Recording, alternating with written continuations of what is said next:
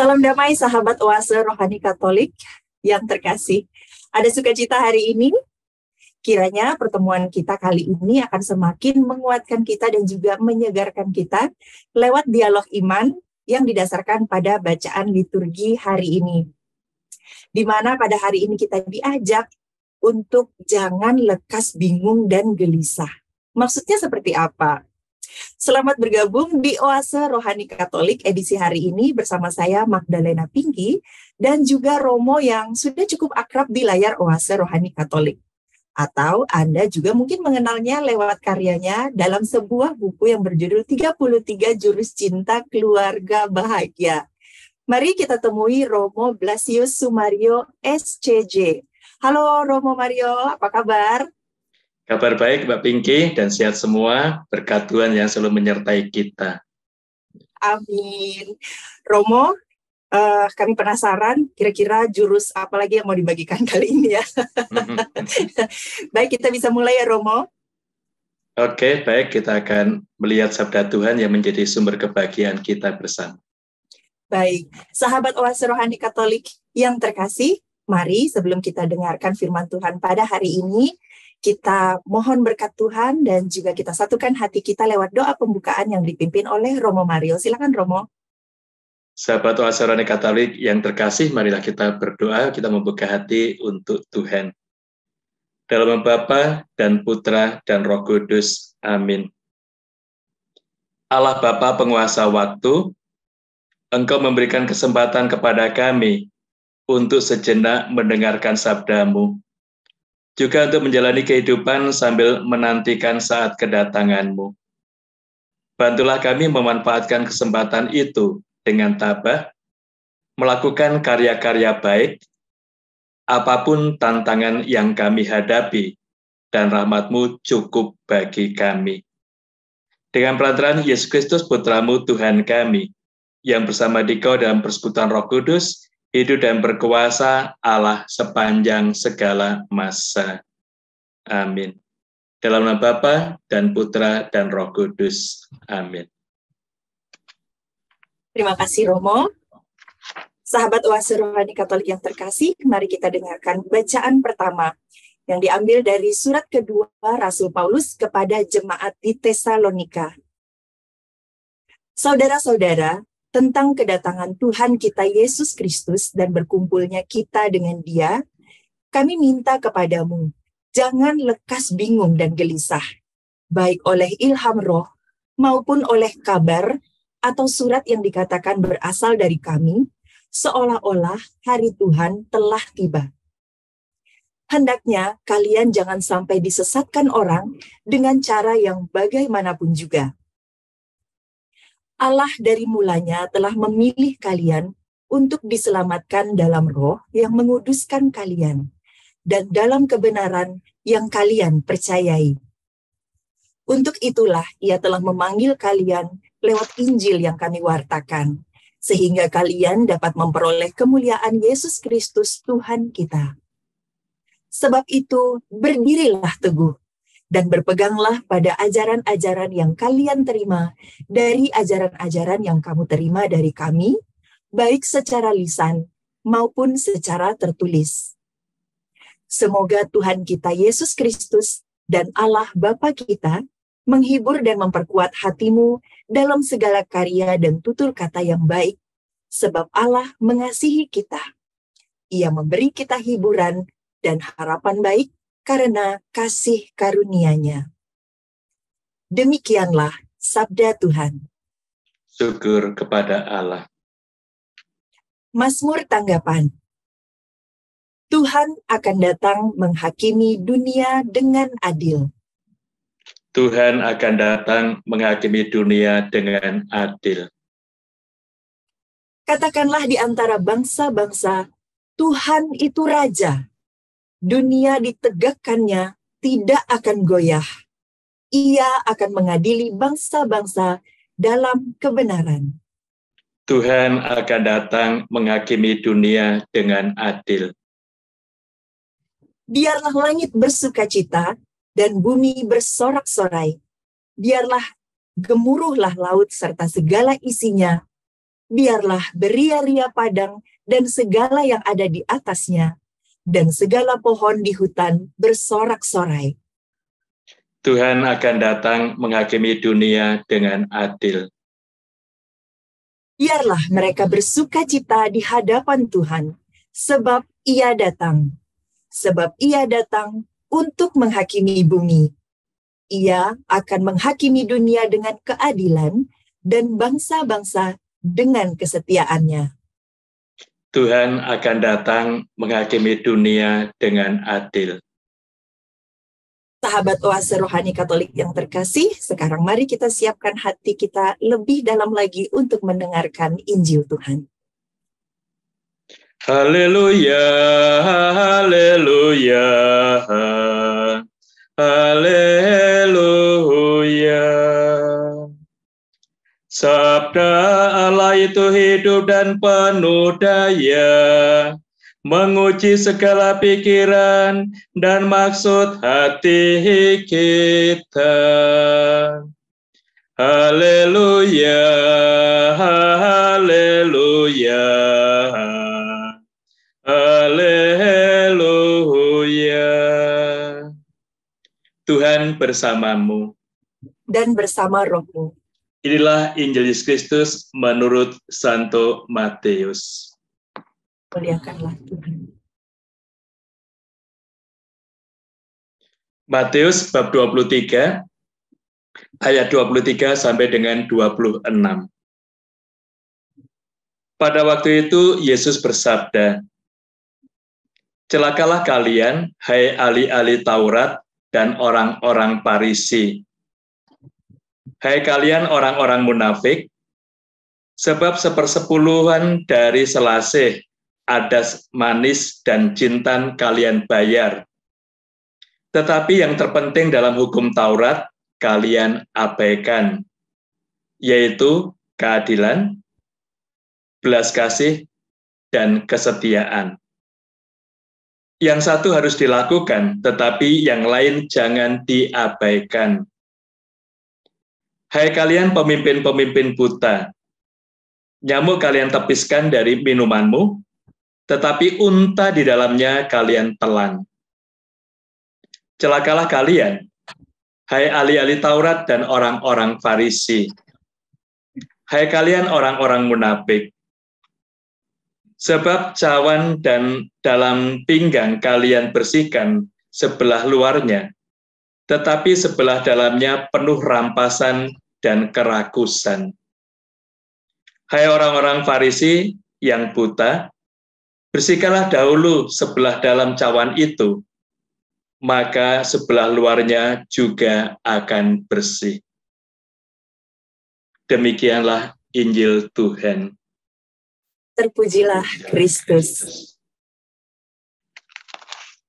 Sahabat Oase Rohani Katolik yang terkasih, di sesi yang pertama ini mari kita telusuri lebih jauh sumber kekuatan dan harapan iman kita dalam bacaan yang telah kita dengarkan bersama.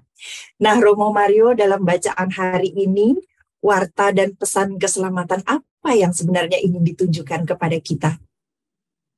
Terima kasih Bu Pinky dan sahabat Oase Rohani Katolik yang terkasih.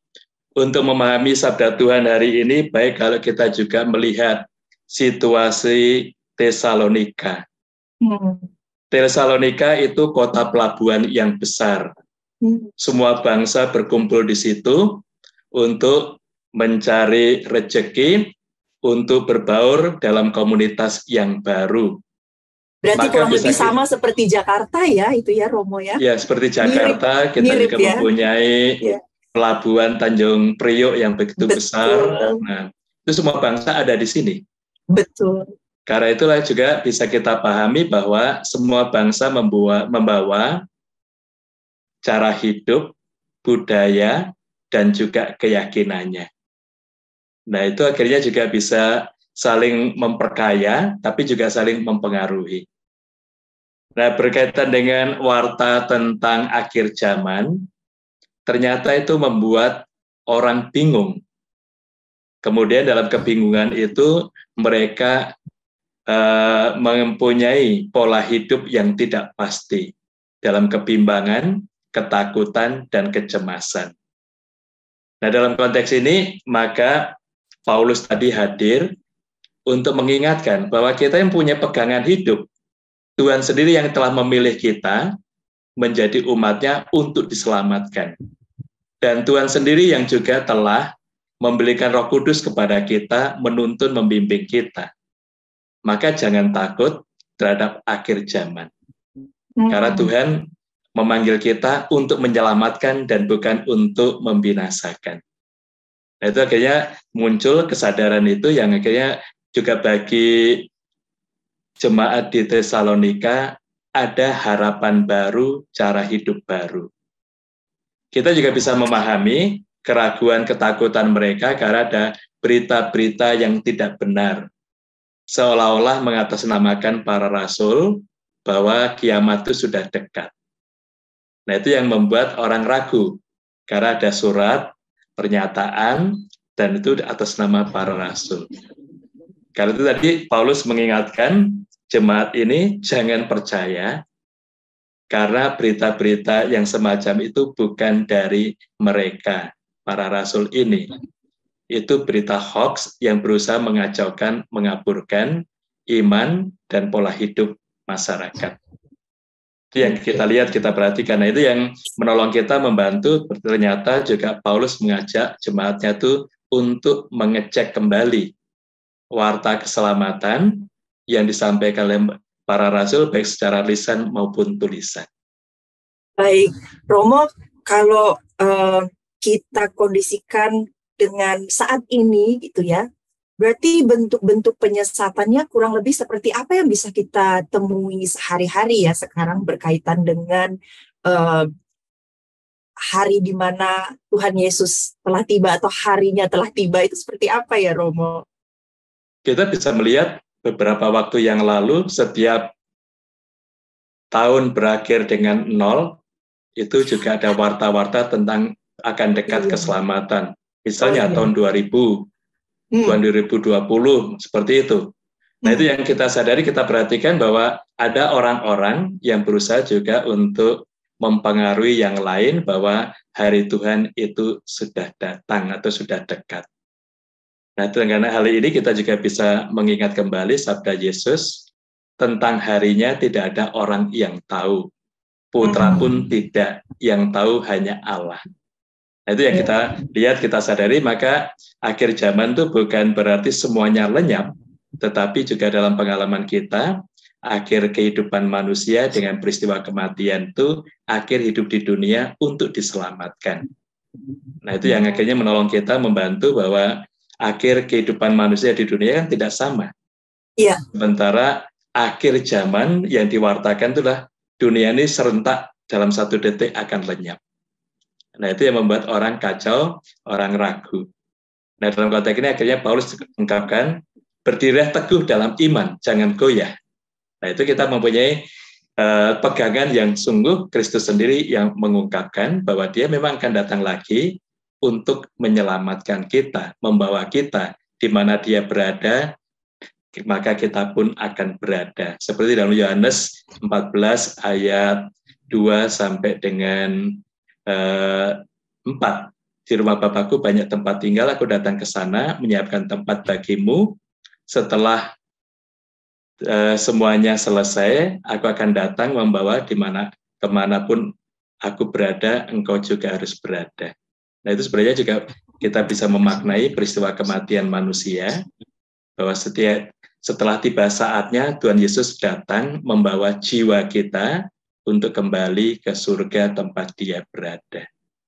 Nah, dalam konteks ini kita tahu bahwa akhir zaman bukan semuanya lenyap dalam 1 detik, tetapi kehidupan kita memang berakhir setelah tiba saatnya dan tidak semua orang sama. Ada waktu yang khusus untuk setiap pribadi. Berarti satu catatan penting kita bahwa kata-kata hari telah tiba ini bukan semata-mata ngomongin akhir zaman ya, tapi juga harinya telah tiba bagi diri kita masing-masing, kehidupan kita masing-masing, di mana kita sudah harus mempertanggungjawabkan semuanya kepada Allah ya. Nah, berarti penyesatan di sini, bisakah Romo jelaskan penyesatan yang kita tangkap secara umum tadi kan penyesatan tentang kapankah akhir zaman itu tiba. Padahal kalau tadi kita kaitkan dengan konteksnya bahwa hari telah tiba itu adalah di mana waktu dari masing-masing kita telah habis, berarti sebenarnya ada bentuk penyesatan lain yang harus lebih kita waspadai. Romo, bisakah dijelaskan apa yang malah justru harus kita waspadai dari hal-hal sehari-hari atau kebiasaan sehari-hari yang bisa mengantarkan kita pada penyesatan? Kita bisa melihat dari konteks jemaat Tesalonika ini, dengan warta tentang akhir zaman sudah dekat, akhirnya mereka tidak mau bekerja. Untuk apa saya bekerja? Karena semuanya akan sia-sia, hancur segalanya. Nah, di satu pihak mereka nggak mau bekerja, tapi di lain pihak mereka tetap perlu makan. Nah, akhirnya kan kejahatan, merampas, merampok, dan sebagainya. Karena itu juga Paulus akhirnya tegaskan untuk menghentikan itu, barang siapa tidak bekerja, janganlah ia makan. Nah, dengan demikian, dia menghidupkan lagi supaya orang bekerja dan tetap menjalankan hidup seperti biasa. Nah, itu yang kita juga bisa sadari, bisa kita perhatikan penyesatan-penyesatan di tengah masyarakat banyak terjadi di antara kita. Misalnya berita-berita yang tidak benar, hoax, itu juga salah satu penyesatan. Membuat orang kacau, tidak kehilangan kepercayaan, dan mudah dikelabui oleh orang lain. Nah, mengelabui orang lain itu juga untuk kepentingan sendiri atau kelompok, itu juga salah satu penyesatan yang terjadi. Nah, dalam konteks ini kita diajak untuk berpegang pada kebenaran, pada kekuatan iman, dan itu akhirnya menolong kita. Dan yang diungkapkan Paulus adalah kita diajak untuk melihat kembali pewartaan secara lisan maupun tertulis, yaitu kitab suci. Nah, dari situ akan kita temukan kebenaran-kebenaran yang menjadi kekuatan hidup dan kebahagiaan kita bersama.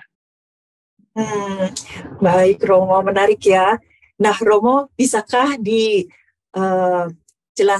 tentang hal-hal apa atau langkah-langkah apa yang bisa kita lakukan agar kita tidak gampang disesatkan? Nah, yang jelas dalam konteks ini kita diajak untuk berpegang pada kebenaran, pada iman, dan tidak mudah goyah.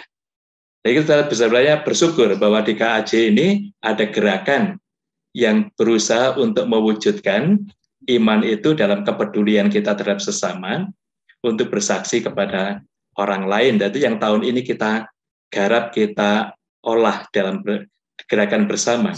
Termasuk kalau kita menyanyikan Ardas KAJ tahun ini, jelas diungkapkan, jangan goyah, berdirilah dengan teguh dan tidak goyah, berpegang pada iman. Nah, itu sesuatu yang sebenarnya inspirasi dari ungkapan Paulus ini yang sudah kita wujudkan bersama-sama. Jadi kalau kita mempunyai gerakan bersama berpegang pada iman, diwujudkan dalam cinta kasih, kebenaran dan keadilan itu akan mengalir, dan itu menjadi sumber kekuatan kebahagiaan untuk semua orang. Dan kita tidak akan mudah dipengaruhi oleh hal-hal yang tidak benar. Baik, Romo. Biasanya nih, menurut pengalaman Romo mungkin berinteraksi dengan para umat, biasanya yang paling gampang kita sebagai umat beriman ini terpeleset itu dipengaruhi begitu ya, itu biasanya di bagian yang mana nih, Romo, dalam kejadian kita sehari-hari yang real nih, Romo? Nah, biasanya kita kan mengalami suatu kesulitan yang ada, kemudian juga dari kesulitan yang bertubi-tubi, akhirnya kita merasakan Tuhan tidak berpihak pada kita. Untuk apa saya ke gereja, untuk apa saya berdoa. Tahu usaha saya misalnya gagal, lalu juga teman saya yang baik akhirnya menipu saya. Nah, dalam pengalaman-pengalaman seperti itu akhirnya iman mulai goyah. Dan kemudian juga kita tidak lagi percaya pada Tuhan, bahkan marah dengan Tuhan. Nah, situasi ini akhirnya kita sadar bahwa itulah tantangan yang perlu kita hadapi, dan kita yakin Tuhan tidak pernah meninggalkan kita. Seperti tadi dalam Antipon Mazmur kan juga diungkapkan cukup jelas dalam pengalaman hidup iman kita. Tuhan akan datang menghakimi dunia dengan adil. Tuhan juga akan memperhatikan kita yang bersyukur kepadanya, yang sungguh menaruh harapan kepada Dia. Maka kalau kita datang di hadapan Tuhan, dalam doa kita membiarkan daya ilahi Tuhan itu menjiwai kita, dan kita berserah padanya, pasti rahmat itu akan dicurahkan untuk kita. Dan ini kita akan mempunyai kebangkitan yang baru, dan kita juga bisa mengoreksi diri kita. Ternyata kegagalan-kegagalan itu bukan dari Tuhan, tetapi bisa terjadi dari kesalahan kita atau dari sikap orang sesama kita yang ingin memperdayai kita. Baik, Romo, bisakah diberikan contoh kegiatan atau aktivitas yang bisa kita lakukan mulai dari sekarang untuk bisa berpegang teguh terhadap kebenaran dan kekuatan iman? Nah, yang jelas kita diajak untuk melihat seperti ungkapan Paulus dalam Kisah Para Rasul 10:34, Allah tidak membedakan orang. Sesungguhnya saya tahu Tuhan tidak membedakan orang. Nah, karena itu juga kita tidak membedakan orang, semua orang itu kita bisa bekerja sama dengan baik. Lalu kalau kita bekerja sama dengan semua orang, mewartakan yang baik, yang benar, mereka juga akan membuat kebaikan, kebenaran. Dan itulah cara kita, gerakan yang konkret untuk menghilangkan warta-warta yang tidak benar, yang berusaha mengecoh orang lain, dan juga berusaha menjerumuskan sesama. Kita bekerja sama dengan orang yang berkehendak baik. Dan Tuhan tidak pernah membedakan orang, itu menjadi sikap kita. Kita tidak pernah membedakan orang, dan semua perlu dibantu, ditolong, dan juga yang mempunyai niat baik bekerja sama dengan kita, itu juga menjadi partner karya pelayanan kita. Dengan demikian, karya kasih itu akan meluas dan dirasakan oleh banyak orang. Baik Romo, terima kasih sekali untuk inspirasi iman yang baru saja dibagikan ya. Sangat menarik, berarti tadi ada beberapa poin yang disampaikan bahwa jika dikatakan harinya telah tiba, berarti itu tidak hanya berbicara tentang akhir zaman saja ya Romo, tapi juga harinya telah tiba bagi diri kita masing-masing untuk mempertanggungjawabkan kehidupan kita di hadapan Allah. Nah, kemudian agar kita bisa terhindar dari penyesatan-penyesatan yang mungkin bermunculan di sekitar kita mengenai harinya telah tiba, itu kita harus berpegang teguh pada kebenaran dan kekuatan iman yang sudah kita terima. Dan tadi Romo jelaskan bahwa salah satu caranya untuk mempertahankan iman kita, mempertahankan kebenaran, juga adalah dengan bekerja sama dengan orang-orang yang berkehendak baik di sekitar kita tanpa membeda-bedakan. Romo, ini akan segera kita lanjutkan lagi, tapi kita harus jeda sejenak ya. Kita akan segera kembali, sahabat Oase Rohani Katolik yang terkasih, tetaplah bersama kami.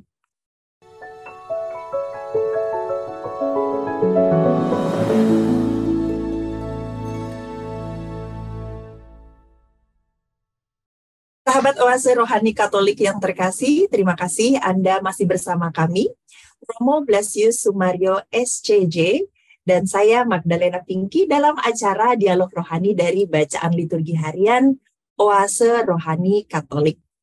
Kami sangat menantikan masukan dari Anda. Anda bisa mengirimkan saran-saran melalui orkaj2021@gmail.com atau juga melalui nomor telepon 0881 0215 3348 agar acara ini kiranya dapat semakin menjadi berkat bagi seluruh umat beriman. Nah, dalam sesi yang kedua kali ini, mari kita lanjutkan lagi untuk menggali lebih dalam dari bacaan yang sudah kita dengarkan pada hari ini. Romo, Mario, bagaimana tadi kita mau menindaklanjuti dari kerjasama yang kita lakukan bersama orang-orang yang juga berkehendak baik tanpa membeda-bedakan. Silakan Romo. Terima kasih Bu Pinky, sahabat Oase Rohani Katolik yang terkasih. Dalam Injil hari ini Tuhan Yesus itu menegaskan bahwa iman itu tidak cukup hanya kita akui, kita dibaptis selesai, tidak. Tapi justru harus diwujudkan dalam tindakan yang konkret, yakni membuat hati kita itu semakin peka akan kehadiran Roh Kudus, dan hati kita semakin peka untuk berbelas kasih pada orang lain, dan hati kita semakin melimpahkan berkat dan cinta untuk sesama. Nah, kita melihat yang dikoreksi oleh Yesus terhadap orang Farisi dan ahli Taurat, itu juga yang dikoreksi terhadap kita. Mereka itu mempunyai anggapan, kalau sudah melakukan hukum Taurat, itu berarti semuanya sudah beres dan mereka menjadi suci dan kudus. Ternyata tidak. Mereka memang melaksanakan semua aturan Taurat, termasuk membayar persepuluhan. Tadi diungkapkan dengan jintan dan sebagainya itu. Hal yang kecil mereka lakukan. Tetapi di balik itu, hati mereka tidak punya perhatian terhadap sesama. Tidak mempunyai belas kasih. Dengan diungkapkan tadi bahwa keadilan yang sebenarnya harus diwujudkan, itu diabaikan. Maka Yesus tadi tegaskan, memang benar untuk melakukan ibadat itu hal yang wajib.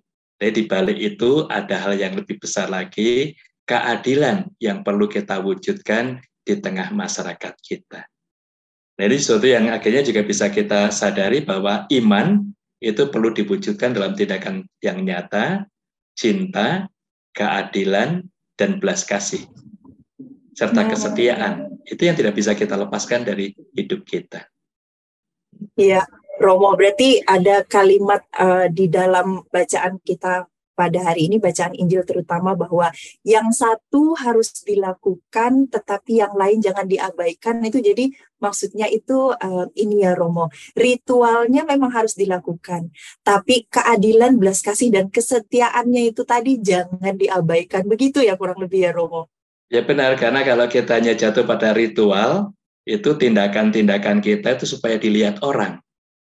Mereka melakukan ibadat-ibadat itu sebenarnya hanya dilihat orang. Semuanya kan bisa terlihat. Membayar persepuluhan, kemudian mentaati aturan yang ini, semuanya dilihat. Berdoa, berpuasa, itu kan semua secara lahir dilihat oleh orang. Tapi batin mereka tidak tergarap. Karena itu juga Yesus ungkapkan, tindakan lahiriah itu perlu mendasari jiwa kita, sehingga muncul dari jiwa kita ini sikap yang adil, yang belas kasih, yang juga sikap yang penuh kesetiaan. Kesetiaan kepada Allah, tapi juga kesetiaan kepada orang-orang sekitar kita. Ya. Maka dalam Injil tadi juga diungkapkan, bersihkanlah dahulu sebelah dalam cawan itu, maka sebelah luarnya juga akan bersih. Maksudnya, bersihkan dulu hatimu dari ketamakan, dari kecurangan, manipulasi untuk diri sendiri, maka segalanya itu akan menjadi bersih, dan juga tindakan itu akan mempunyai sikap yang empati dan simpati pada sesama. Kalau itu yang kita kembangkan, pasti keadilan juga akan kita perjuangkan bersama-sama. Baik Romo, adakah hal yang bisa kita lakukan agar kita terhindar dari sikap munafik? Hal-hal konkret yang bisa kita lakukan. Karena kadang-kadang ya dalam melakukan suatu tindakan itu tipis-tipis nih Romo, antara kita ini memang benar melakukannya dengan tulus, atau kita katakan kita ungkapkan kepada orang lain apa yang kita lakukan dengan maksud katanya ingin memberikan inspirasi, atau sebenarnya kita ingin pamer ya ini. Gimana caranya supaya kita bisa menilik hati kita, apakah ini kita lakukan dengan niat yang tulus? Nah, kita bisa membedakan kalau tujuannya itu supaya diri kita dikenal, supaya diri kita dikagumi oleh orang lain, itu termasuk dalam pribadi kita itu suatu ambisi. Nah, karena ada ambisi ini, maka tujuan utama adalah untuk kepentingan kita, bukan untuk orang lain. Sementara kalau kita sungguh mau melakukan kasih sebagai ungkapan iman kita, itu mengalir dari hati kita. Sehingga kita mempunyai gerakan yang terdorong oleh Roh Kudus yang ada dalam hati kita, dan itu akhirnya kita selalu tergerak untuk bukan memikirkan diri kita, tapi memikirkan orang lain supaya hidup lebih baik dan tertolong. Nah, kita pahami bahwa hati kita itu menjadi baik tempat tinggal Roh Kudus. Ungkapan Paulus dalam 1 Korintus 6:19. Tidak tahukah kamu bahwa hatimu menjadi baik tempat tinggal Roh Kudus? Nah, Roh Kudus itu yang selalu membisikkan melakukan kebenaran, kebaikan, dan mendorong kita. Nah, kalau kita terinspirasi pada dorongan Roh Kudus ini, pasti kita tidak memikirkan diri kita, tapi kita memikirkan orang lain, supaya kita bisa berbuat baik, berbuat banyak untuk sesama kita. Dengan demikian, iman kita berbuah keselamatan, kebahagiaan, bukan hanya untuk diri kita, tapi untuk sesama. Karena itu tadi Yesus katakan, bersihkanlah dulu bagian dalam, itu bagian hati kita, supaya semakin getaran Roh Kudus itu menjadi getaran jiwa kita. Nah, itu akhirnya kita mempunyai habitus, kebiasaan berbuat baik pada orang lain. Dan dengan demikian kita juga akan menghilangkan kebiasaan buruk membicarakan kejelekan orang lain. Ya, nah ini menarik ya Romo. Jadi satu cara yang cukup simpel sebenarnya, tapi bisa menjadi filter kita apakah kita munafik atau bukan. Tinggal kita tes ya pada saat kita melakukan sesuatu, adakah rasanya kita ingin dikagumi atau dihargai, atau kita benar-benar ingin melakukannya berlandaskan rasa cinta kasih untuk kebaikan sesama kita. Begitu kan ya Romo ya?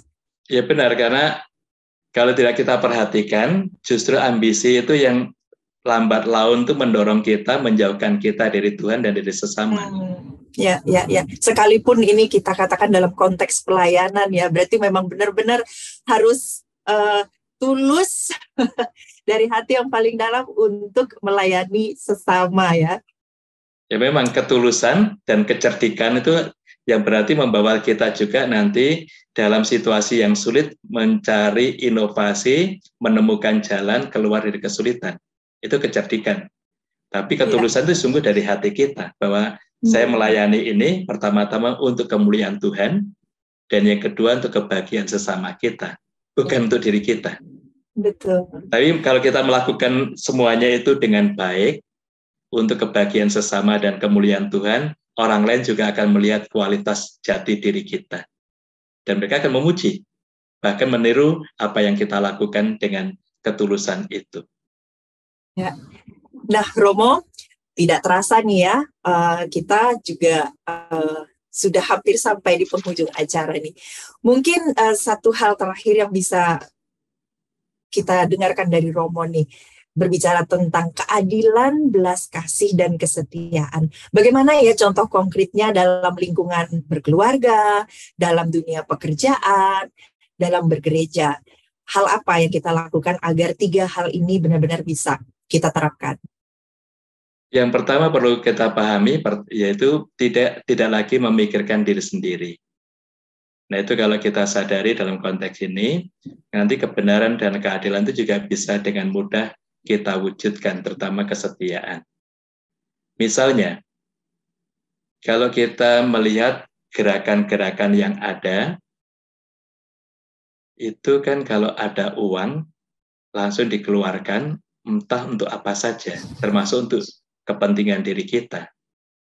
Nah, karena itu kan Bapak Uskup kita selalu mengajak kita sadar biaya. Maksudnya juga kita menggunakan keuangan itu yang ada menurut tujuan dan keperluan yang sungguh mendesak. Itu yang kita sadari, kita perhatikan. Nah, kadang-kala kan juga dalam suatu pertemuan, dalam suatu event, nah karena ada saldo sekian, maka kita bagi-bagi untuk keperluan ini dan itu. Itu sesuatu yang ini bagi kita tidak adil, karena sebenarnya kita bukan mempunyai hak untuk menggunakan itu, hanya karena kebutuhan kita mengelola dibelokkan untuk hal yang bagi kita sendiri. Nah, itu sesuatu yang bisa kita lihat. Lebih baik sebenarnya kalau ada sisa seperti itu, bagaimana kita memperhatikan orang yang paling susah di sekitar kita. Dan itu kita berikan untuk mereka, bukan untuk kita atau kelompok kita. Itu sesuatu yang bisa kita lihat, hal yang sederhana, tetapi ini sungguh membuat kita mencermati keadilan itu, Dan kita memperhatikan orang-orang yang paling susah, paling lemah di antara kita. Dan itu yang perlu dibantu. Nah, itu kalau kita sadari menjadi gerakan kita bersama, pasti nanti dalam menghimpun dana, menggunakan itu pasti kita akan memikirkan orang lain, bukan untuk kita. Misalnya, nanti pembubaran panitia kita siarah ya, karena sisa uangnya sekian. Cukup untuk itu. Nah, itu bukan hak kita, bukan milik kita. Iya. Tapi itu, kalau demikian masih ada saldo sekian, bagaimana kita bisa berbuat baik membantu kelompok yang lain itu. Ini sesuatu yang, itu dari keadilan, maka kita menggunakan untuk yang sungguh membawa orang bahagia, dan itu kita menjadi sumber berkat dan rahmat dari Tuhan untuk sesama. Iya. Wah, Romo Mario, terima kasih, banyak sekali inspirasi iman yang bisa kita jadikan catatan dari bacaan liturgi hari ini ternyata ya. Dan tidak terasa kita sudah sampai di penghujung acara, dan kita bisa tutup permenungan dan dialog iman kita dengan kalimat kunci dalam permenungan hari ini tentang ajaran yang telah kita terima, yaitu mari kita berdiri teguh bersama-sama sebagai umat beriman, dan saat kita melakukan yang satu, yang lain jangan diabaikan. Di mana ritual itu penting, tapi juga yang terpenting adalah keadilan, belas kasih, dan kesetiaan. Romo, sekali lagi terima kasih sudah bersedia hadir bersama kami.